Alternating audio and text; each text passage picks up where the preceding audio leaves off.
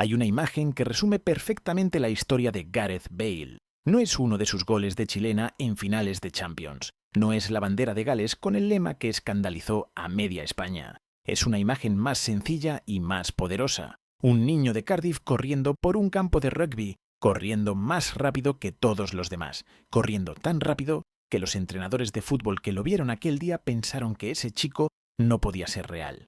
Porque Gareth Bale no empezó en el fútbol, empezó en el rugby y cuando el fútbol lo reclamó, lo que se llevó fue algo que el fútbol casi nunca tiene: la velocidad, la potencia y la determinación física de un jugador de rugby en el cuerpo de un extremo. Una combinación que los defensas del mundo entero recordarán durante décadas con una mezcla de respeto y de pesadilla. Esta es la historia de Gareth Frank Bale, el chico de Cardiff que se convirtió en el jugador más caro de la historia del fútbol en su momento, el galés que llevó a su pequeño país a una Eurocopa, el hombre que marcó 2 goles en una final de Champions con la camiseta del Real Madrid y que eligió, cuando todo terminó, volver a casa. Cardiff, Gales, una ciudad que no es Londres pero que tampoco quiere serlo, una ciudad con su propia identidad, su propio idioma, su propio orgullo, un lugar donde el rugby es la religión y el fútbol el primo pequeño que siempre ha vivido a la sombra. Era el 16 de julio de 1989. Frank y Debbie Bale esperaban a su segundo hijo. Lo llamaron Gareth Frank Bale, y desde que pudo andar, Gareth corrió más rápido que nadie. La familia Bale era una familia deportista. El tío de Gareth, Chris Pike, había jugado al fútbol profesional. El deporte estaba en el ambiente de esa casa. Pero en Cardiff, en ese ambiente galés donde el rugby lo impregna todo, Gareth creció jugando a los 2 deportes. Y en los 2 destacaba por la misma razón: era más rápido que todos los demás. Punto. Sin discusión. Una velocidad que no parecía natural, que parecía un error de la naturaleza que hacía que los entrenadores se preguntasen si el cronómetro estaba roto. Con 9 años entró en la academia del Cardiff City y allí los entrenadores entendieron rápidamente que tenían algo fuera de lo normal entre manos, no solo por la velocidad, sino porque Gareth, a diferencia de muchos chicos rápidos que dependen exclusivamente de ese don físico, también tenía técnica, también tenía visión, también tenía ese instinto para llegar al sitio correcto en el momento correcto que separa a los jugadores rápidos de los jugadores peligrosos. Con 9 años llamó la atención de los ojeadores del Southampton. El club inglés lo incorporó a su academia y fue en el Southampton donde Gareth Bale empezó a transformarse de promesa en realidad. Fue también en el Southampton donde empezó a jugar como lateral izquierdo, la posición que lo llevaría hasta el Tottenham y la que paradójicamente casi lo destruyó antes de que el mundo pudiese ver lo que de verdad era capaz de hacer.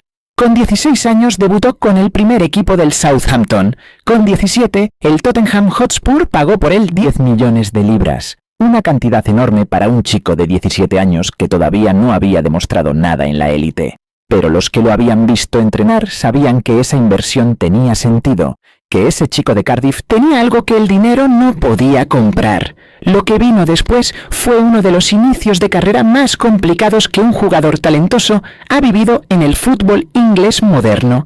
Bale llegó al Tottenham como lateral izquierdo y durante casi 3 temporadas el Tottenham no ganó ni un solo partido en los que Bale jugó como titular.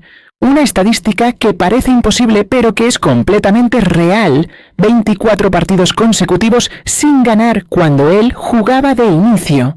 Las críticas fueron brutales. Los medios ingleses, que no tienen piedad con los jugadores jóvenes que no rinden a la altura de lo que se pagó por ellos, lo pusieron a caer de un burro.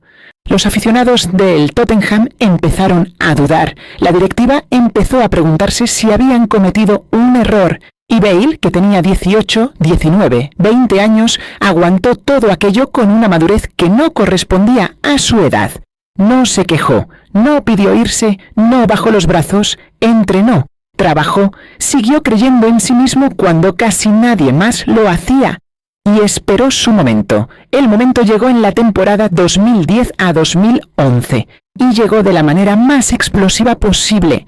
En la fase de grupos de la Champions League, el Tottenham se enfrentó al Inter de Milán, entonces uno de los mejores equipos de Europa, campeón de la Champions el año anterior con José Mourinho. El Inter tenía a Maicon, considerado en aquel momento el mejor lateral derecho del mundo, y el Tottenham puso a Gareth Bale a jugar contra él.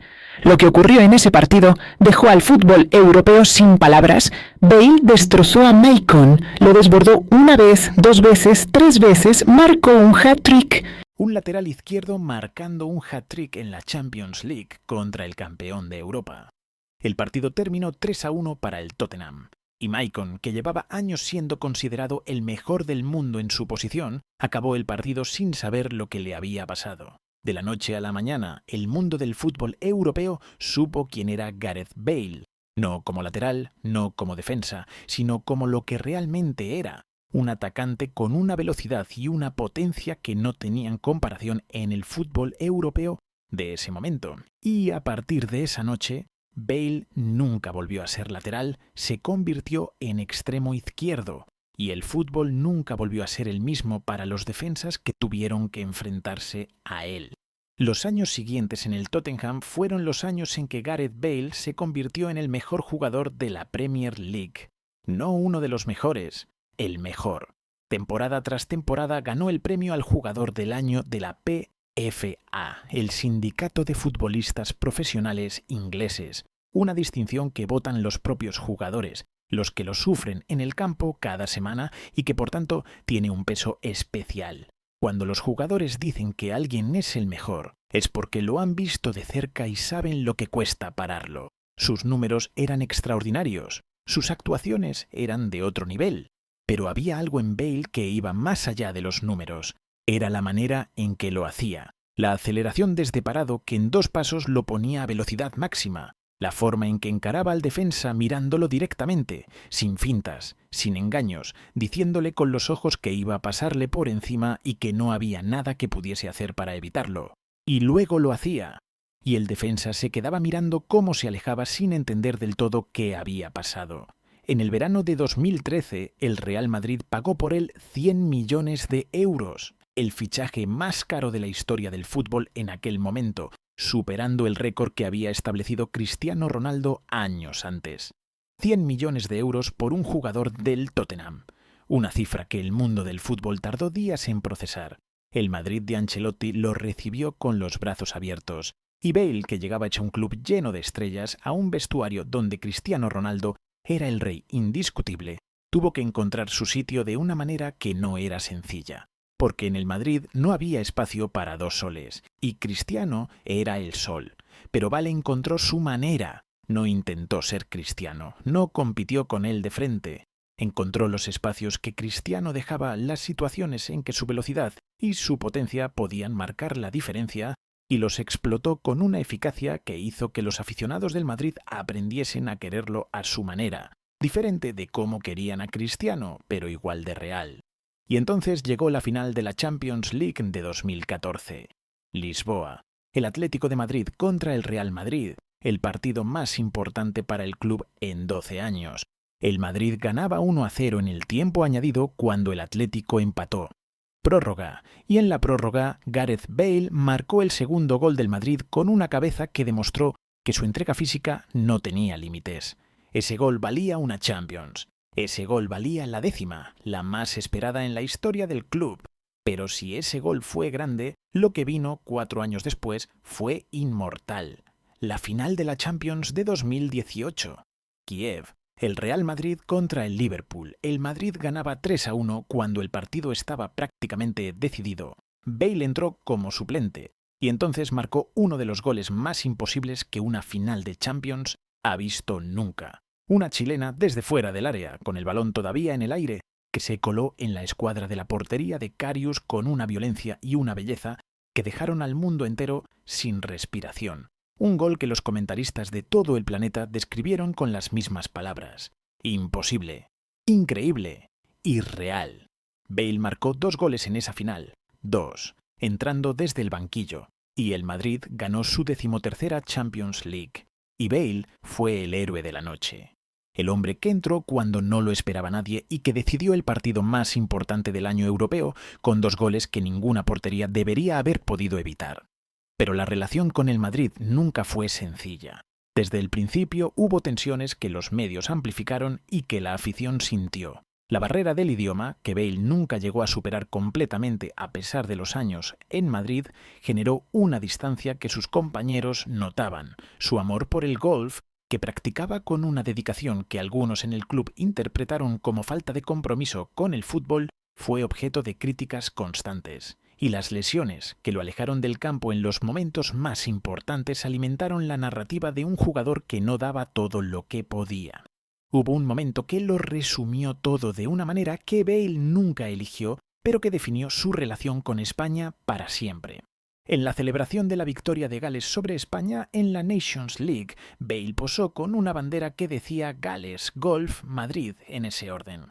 Para muchos aficionados del Madrid fue una declaración de guerra.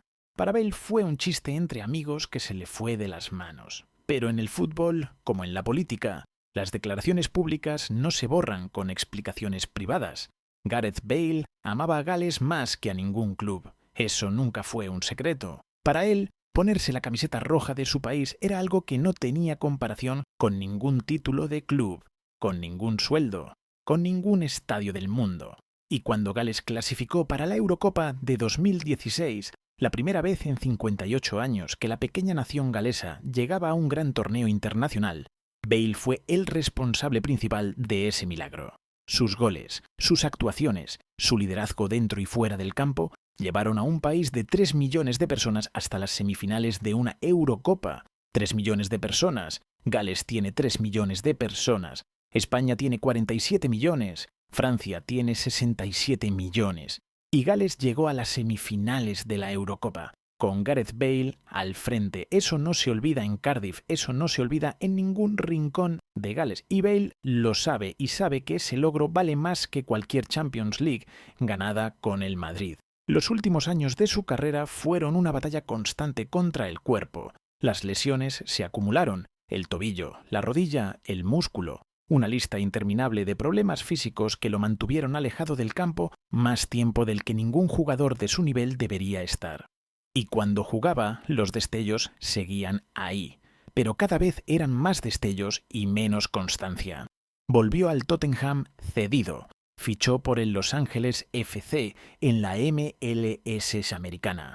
Y finalmente, en enero de 2023, con 33 años, Gareth Bale anunció su retirada. Lo hizo con un comunicado en las redes sociales, sin rueda de prensa, sin drama, con la misma discreción que había caracterizado su vida personal durante toda su carrera. Dijo que su cuerpo ya no podía darle lo que su mente le pedía, que había intentado volver al nivel que necesitaba para competir y que el cuerpo no respondía, y que prefería retirarse a tiempo que seguir compitiendo a un nivel que no era el suyo. ¿Qué queda de Gareth Bale? Queda la chilena de Kiev, ese gol imposible en la final de Champions que los aficionados del fútbol verán durante décadas y que siempre generará la misma reacción, incredulidad primero, admiración después. Queda el hat-trick al Inter con 18 años que anunció al mundo que había llegado alguien diferente. Queda el Bale de las noches galesas, el capitán que con la camiseta roja de su país era más grande que con cualquier otra. Queda también la reflexión incómoda sobre lo que pudo haber sido. Porque Gareth Bale, en sus mejores momentos, era un jugador que no tenía comparación en el fútbol europeo. Una combinación de velocidad, técnica, potencia y mentalidad que aparece una vez cada mucho tiempo. Y las lesiones, esa maldición que el fútbol reparte sin criterio ni justicia, le robaron años que habrían podido convertirlo en algo todavía más grande. Queda el chico de Cardiff que empezó jugando al rugby y que terminó marcando goles de chilena en finales de la Champions League, que llevó a un país de 3 millones de personas a las semifinales de una Eurocopa, que fue el jugador más caro del mundo en su momento y que cuando todo terminó, volvió a casa. Porque Gareth Bale siempre supo dónde estaba su casa. No era el Bernabéu, no era White Hart Lane, no era ningún estadio lleno de decenas de miles de personas. Era Cardiff, era Gales, era el lugar donde todo empezó. Y al final, como siempre, fue allí donde volvió.